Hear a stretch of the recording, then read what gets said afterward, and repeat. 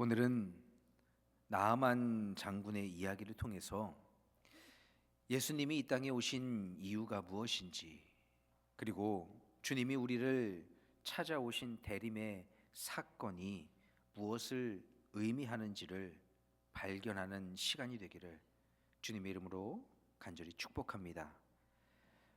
여러분, 나아만 장군이 활동하던 시대는 북이스라엘이 이 정치적으로 그리고 종교적으로 매우 혼란스러운 때였습니다.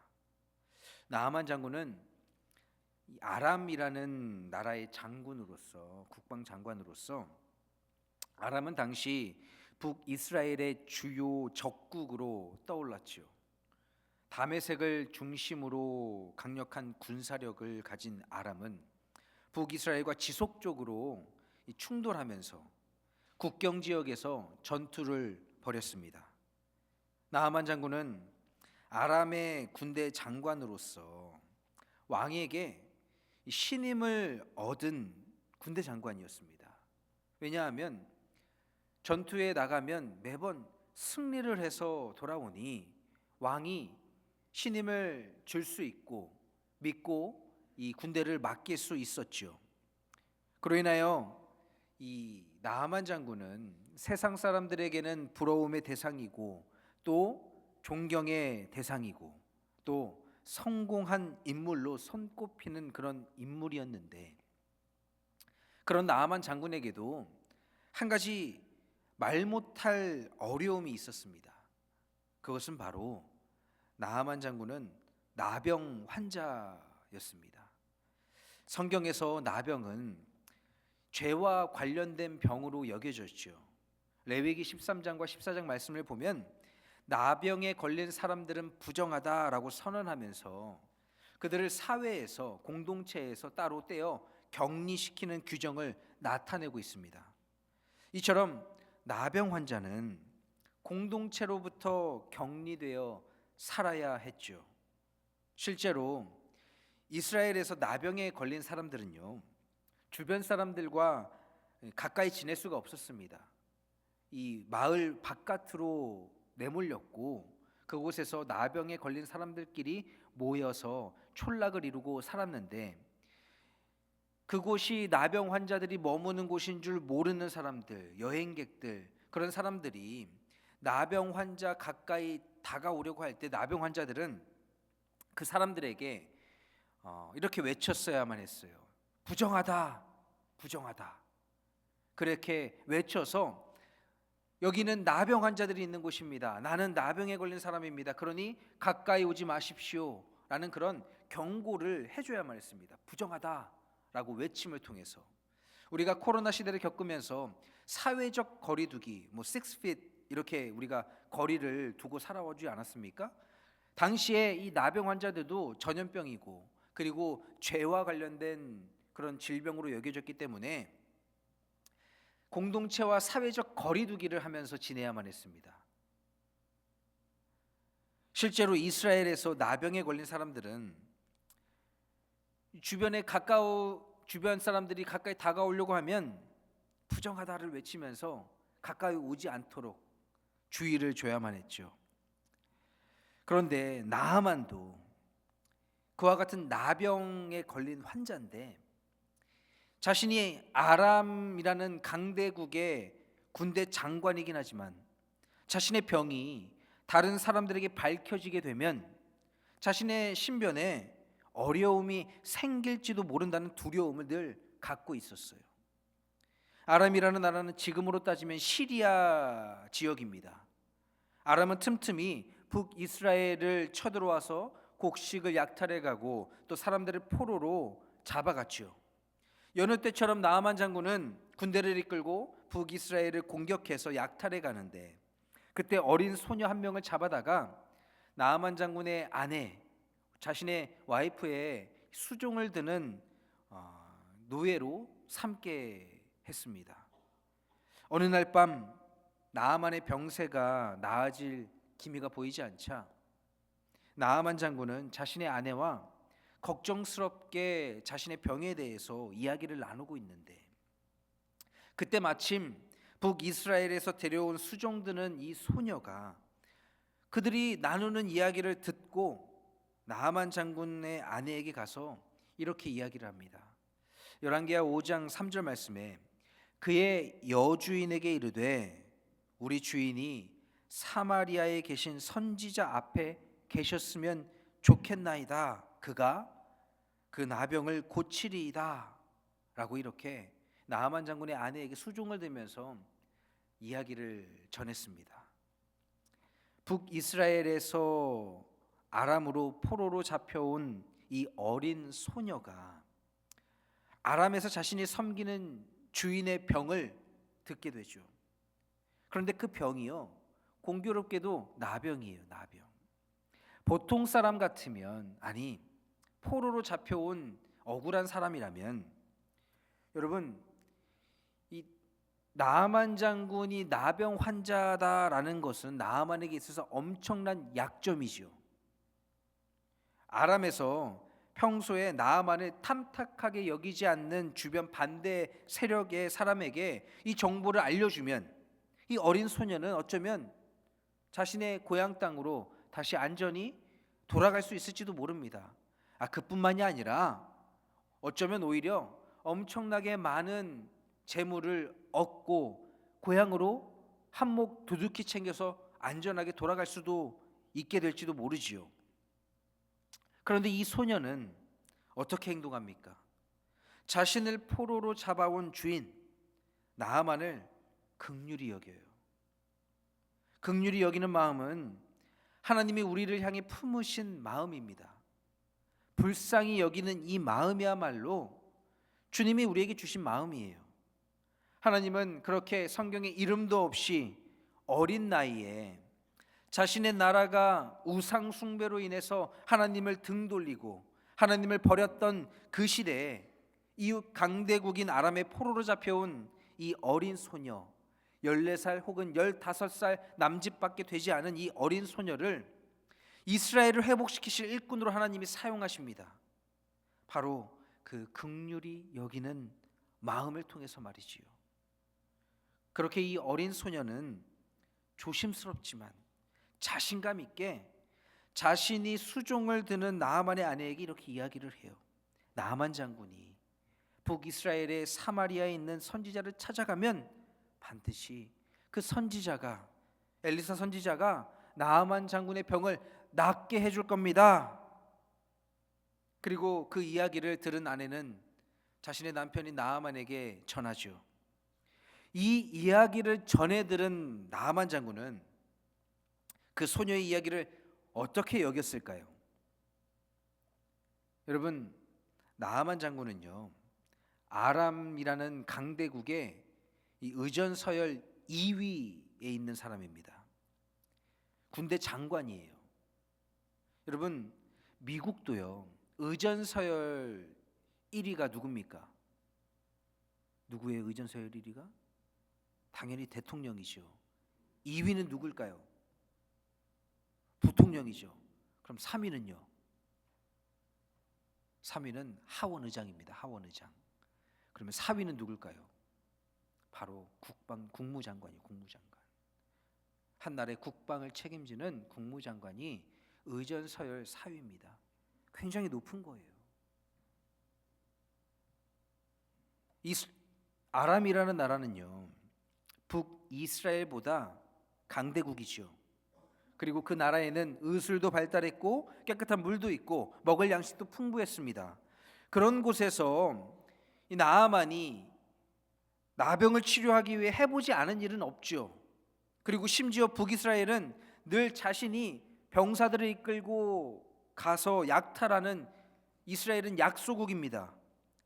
고대 시대에는요, 전쟁의 개념이 어떠냐면 각 나라가 섬기는 신들이 전쟁하는 겁니다. 그래서 전쟁에 이겼다라는 건 뭘 의미하냐? 우리가 섬기는 신이 저 상대방의 신을 이겼다라는 걸 의미하죠. 그러면 아람과 북이스라엘의 전쟁에서 아람의 승리는 아람이 섬기는 림몬이라는 신이 북이스라엘이 섬기는 야훼 하나님을 이겼다라는 말이 되죠. 이 나하만의 입장에서 말이죠. 전투에 패배한 신을 섬기는 북이스라엘의 선지자가, 능력도 없는 신을 섬기는 선지자가 어떻게 자신의 나병을 고칠 수 있겠는가? 라고 나하만 입장에서는 생각할 수 있지 않겠습니까?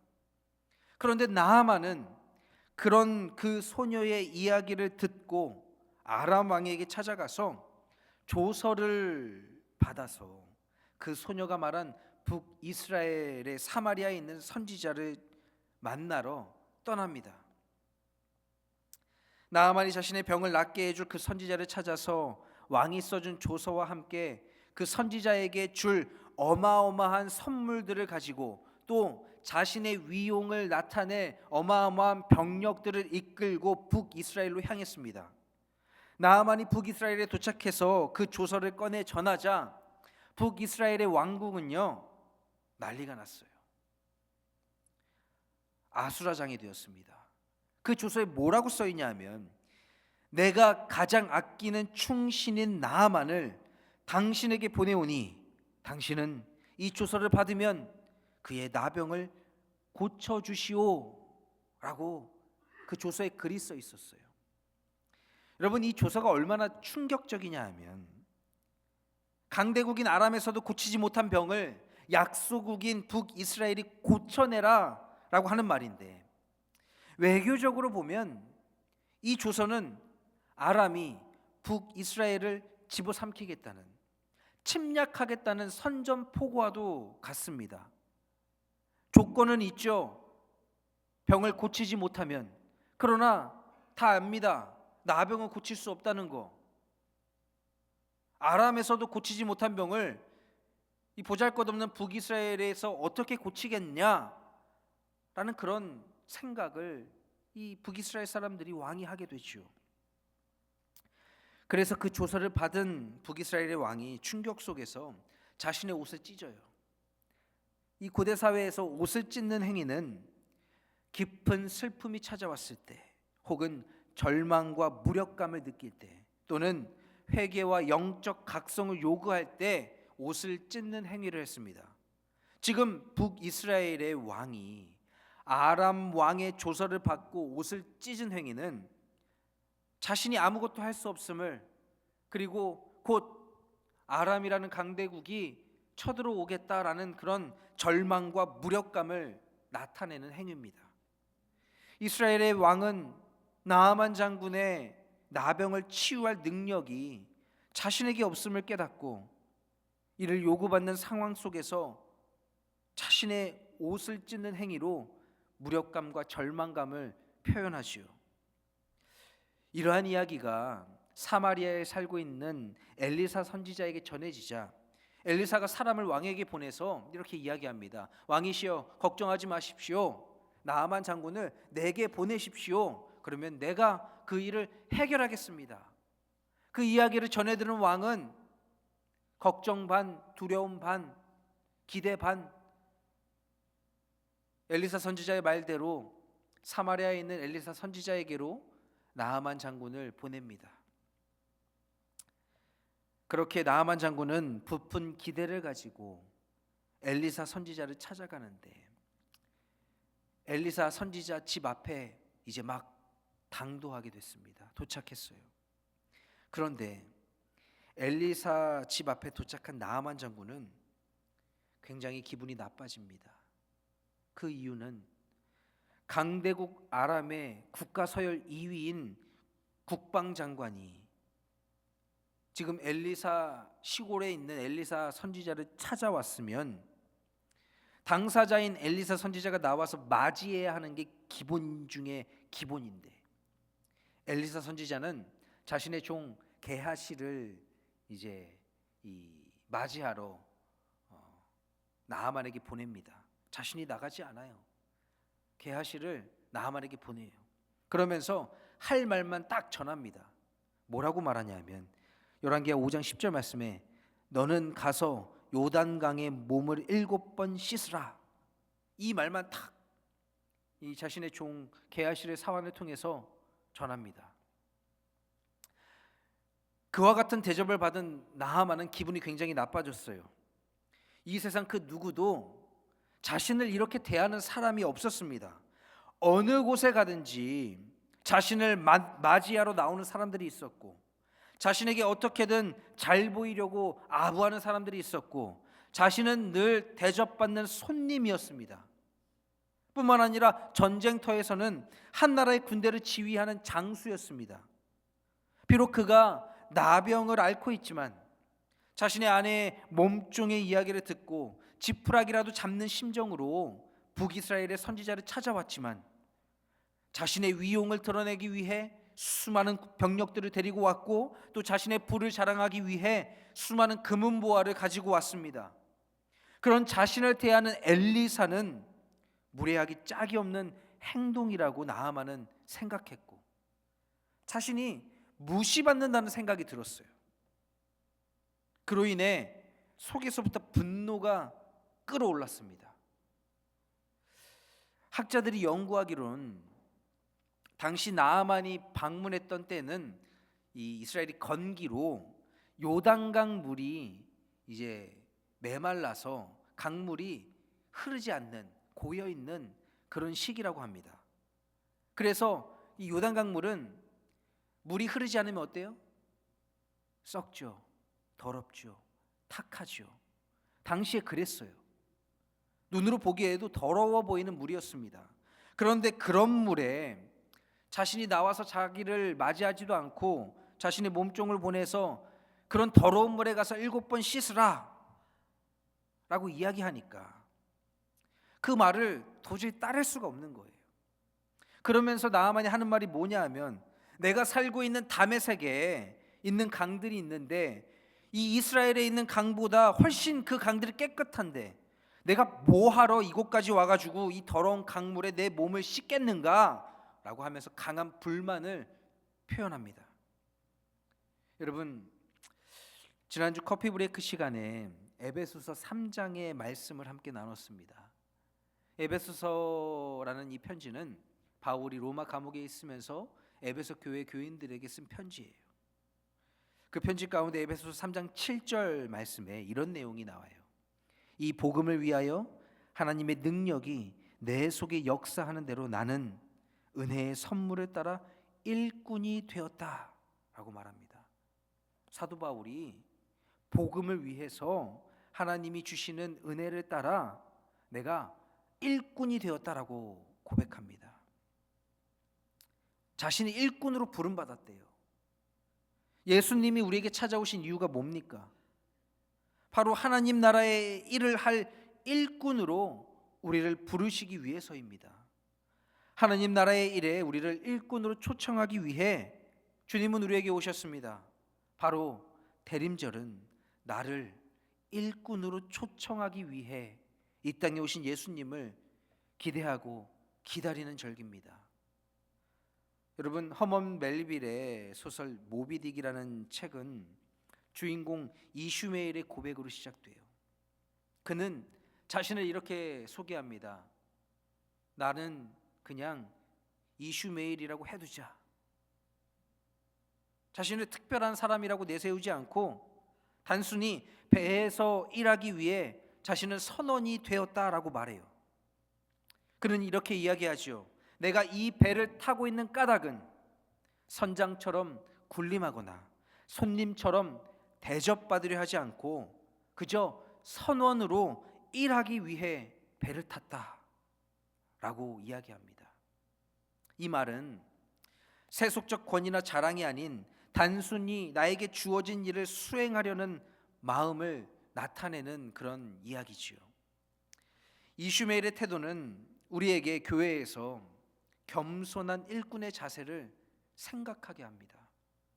그는 선장처럼 군림하려 하지 않았고 손님처럼 대접받으려 하지 않았어요.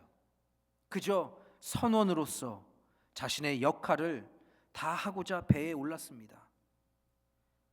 그렇다면 여러분은 이 자리에 나오신 이유가 뭡니까?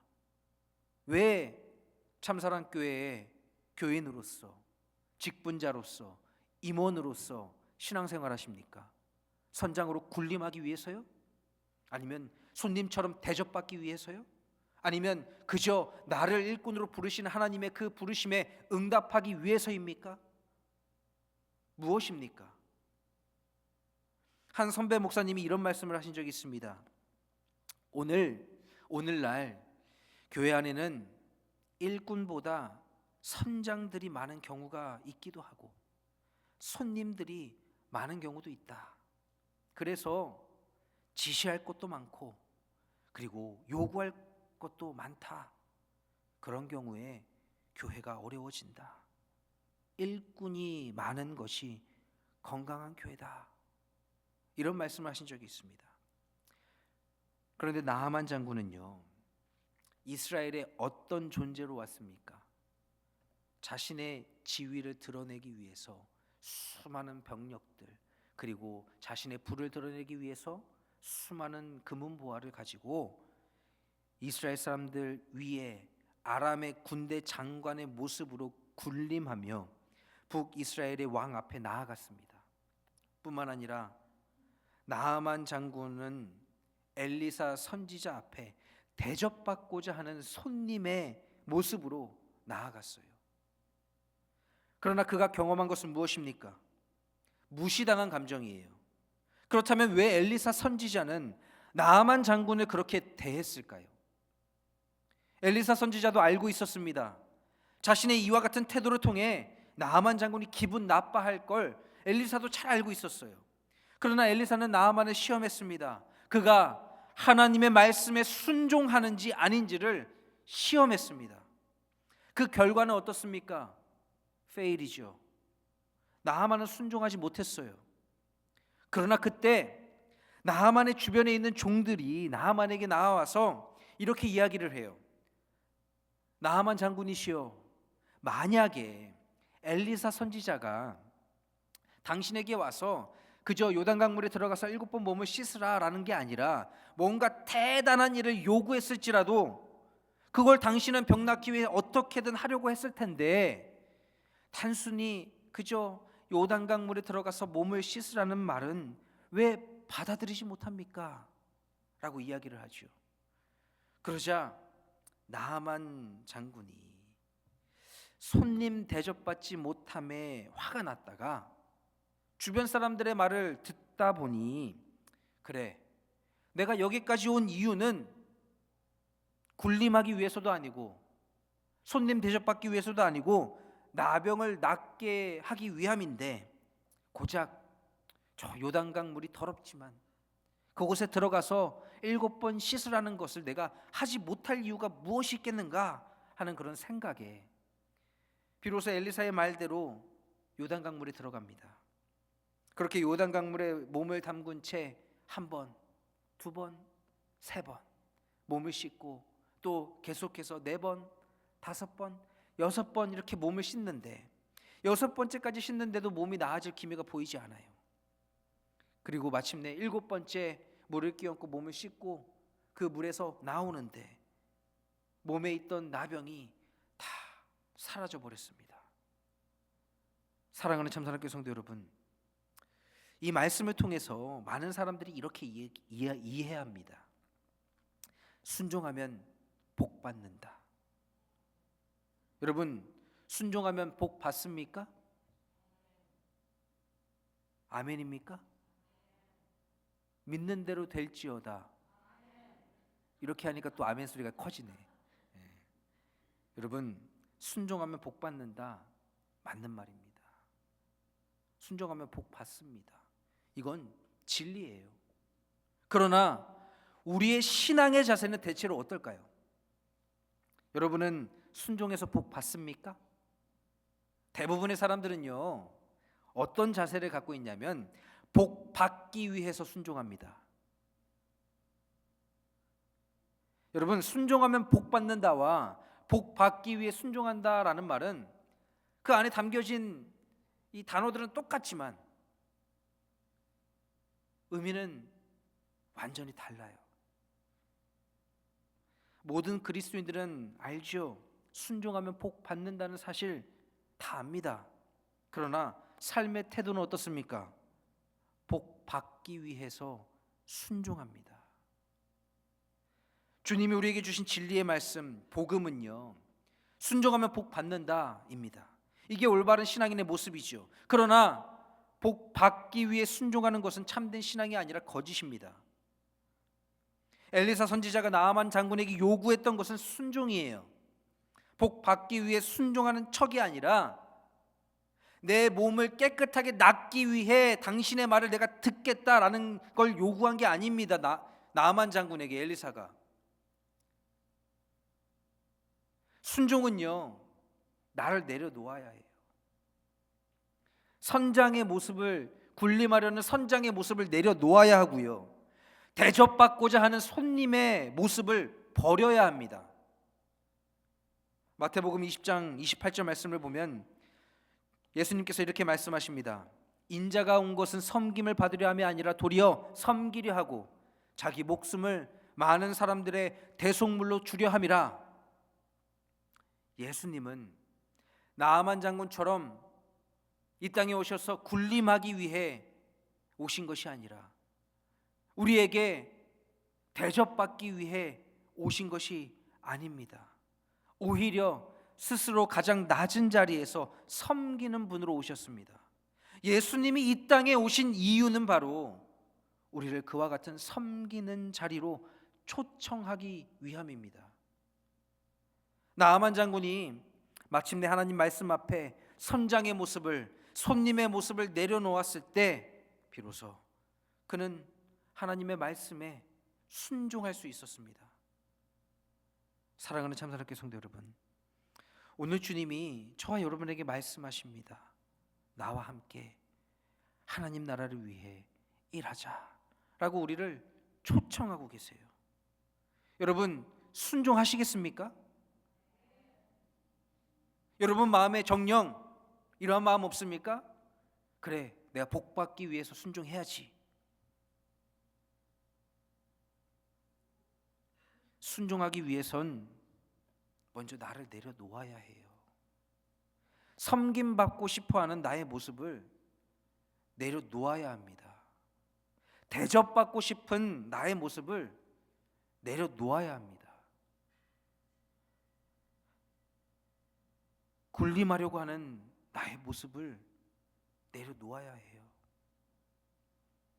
그때 비로소 우리는 나아만 장군과 같은 고백을 할 수 있습니다. 열왕기하 5장 15절 말씀에 나아만 장군이 이렇게 고백해요. 이제 이스라엘 외에는 온 천하에 신이 없는 줄을 내가 아나이다. 우상을 섬기던 나아만 장군, 그가 엘리사 선지자를 통한 하나님의 말씀에 순종한 그 결과가 뭡니까? 나병이 낫게 된 거요? 아니요. 그건 아주 작은 것에 불과합니다. 본질이 아니에요. 나아만이 하나님의 말씀에 순종한 결과가 뭐냐 하면 바로 하나님을 구주로 고백하게 된 것입니다. 죽어 지옥불에 던져질 인생이 하나님의 말씀 앞에 순종함으로 하나님 나라에 들어갈 열쇠를, 그 축복을 얻게 되었다라는 거예요. 그러나 우리는 어떻습니까? 우리에게 주어질 구원의 그 은혜를 기대하고 소망하기보다는 내 삶의 물질적 성공, 그런 것들을 오히려 더 기대하고 바라지요. 여러분, 우리를 하나님 나라의 일꾼으로 부르신 주님이 우리의 삶에 예비해 놓으신 것이 무엇입니까? 바로 구원입니다. 하나님 나라에 들어갈 천국 열쇠입니다. 저는 이번 대림절 절기에 복을 받기 위해 순종하는 어리석은 사람이 되는 것이 아니라 순종함으로 하나님이 주시는 진정한 축복이 무엇인지 깨닫게 되는, 그로 인하여 내가 군림하기 위한 선장 역할이 아니라, 대접받기 위한 손님 역할이 아니라 하나님 나라를 위해 힘쓰고 애쓰고 수고하는 진정한 일꾼이 되는, 그로 인하여 천국 시민이 되는 복을 누리는 저와 여러분이 되기를 주님의 이름으로 간절히 축원합니다. 시간 함께 기도하겠습니다. 사랑의